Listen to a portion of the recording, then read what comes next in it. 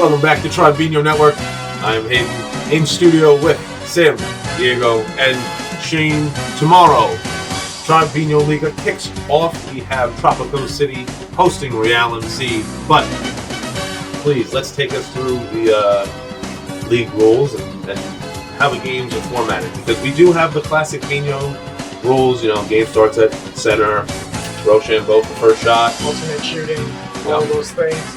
But for our league, so we can involve our table, we will be playing 3-minute halves, so a 6-minute total game.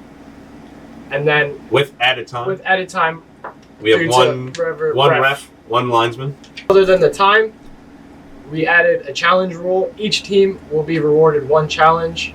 If you fail on that challenge, you'll be rewarded a yellow card. Well, yeah, there are a few violations. For one, I can demonstrate here.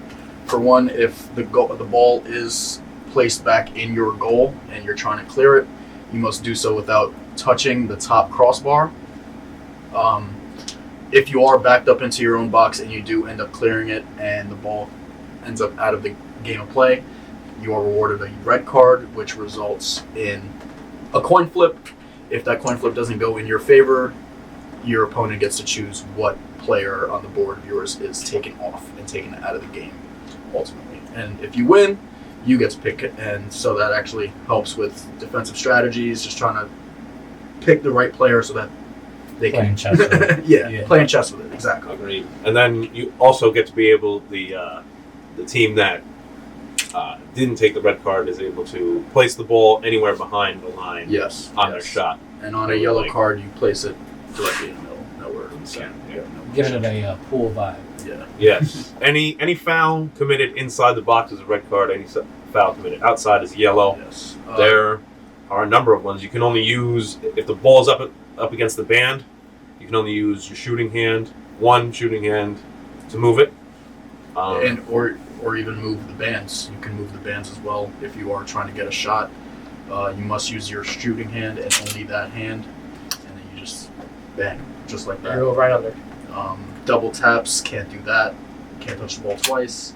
Once you do, it's a yellow card.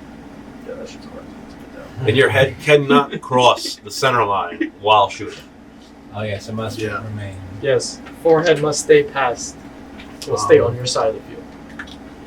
Other than that, everything is the same as Biñho. But what do you guys feel? How do you guys feel about the challenge? And if you lose, you get a yellow. Do you think that'll change the game for minorly or major? I don't think it'll have a very big effect on the game. I mean, the only time we really check or have a challenge or check the VAR is when it's a very crucial call, and it can really go either way. Right. We didn't see too much during the preseason. Exactly. And usually after VAR, you're able to have a definitive answer on whether or not it's in the goal or not, or whatever it may be. If there was a double touch, whatever. Okay. You know what I mean? Yeah. So I don't think it'll have that much of a vast effect. Honestly, defensively, the yellow card will definitely play a big role in that, because you get another one, you get a red, you get. If you already have one. Exactly. You may not want to even challenge. You're right. You start to see more safe play. That's where I think it would play that. I think you might see some safe play after a challenge is lost and a card is rewarded. Maybe a team will switch up their pace if they're playing fast. Maybe they go a little more finesse instead of, getting the risk of getting another card. And another thing to the pace. Do you think the timer is going to speed up the game at all, or do you think it stays within its pacing? Maybe for some clubs, but every club plays at their own pace. Some clubs are very fast paced. Some teams are more thought induced when they're shooting every shot. So I say it comes down to each club. Some clubs might not need a time limit on any game. Maybe some clubs finish with 7 goals before the time is up.